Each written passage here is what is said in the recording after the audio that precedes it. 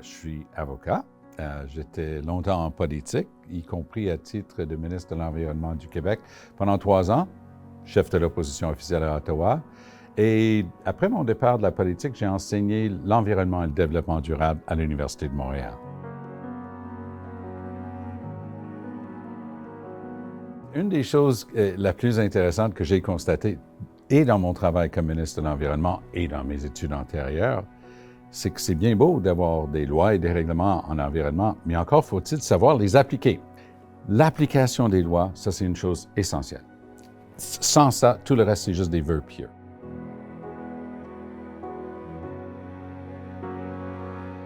Ne regardons pas seulement les procédés, les moyens, regardons d'abord et avant tout les résultats. À quoi bon un grand débat sur un système de plafonnement des émissions avec droit d'échange versus une taxe carbone si on n'est pas en train de mesurer le résultat? Si on a le résultat, le reste, c'est un débat de jésuite pour les moyens. Ne débattons pas sur les moyens, concentrons-nous sur les résultats. Ça donne bonne conscience d'organiser une conférence sur la biodiversité ici, puis la réduction des gaz à effet de serre là. Mais si le résultat n'est pas au rendez-vous, détrompons-nous, ça ne changera rien.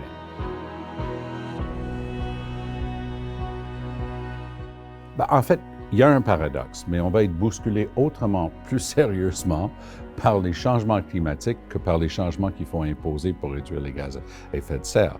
Je pense qu'il y a beaucoup de gens qui ont compris ça dans la société, sauf que les politiciens, ils vont à petits pas parce qu'eux, ils ne veulent pas être brusqués dans leurs plans électoraux. C'est très rare que les politiciens soient mal intentionnés. Ils essaient d'équilibrer, mais parfois cet équilibre va pencher en faveur d'un développement désordonné, non soutenable, qui est tout le contraire de durable.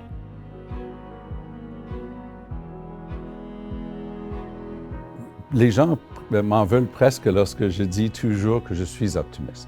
Et parce qu'il faudrait, selon certains, être très pessimiste et dire « le ciel est à la veille de nous tomber sur la tête ». Moi, j'ai confiance. J'ai confiance surtout aux êtres humains qui se disent « il faut quand même préserver notre capacité de continuer de vivre sur la planète ». Ça aussi, c'est une obligation qui découle d'une croyance quasiment spirituelle. Ceci étant, si on demeure optimiste, on va travailler pour trouver des solutions.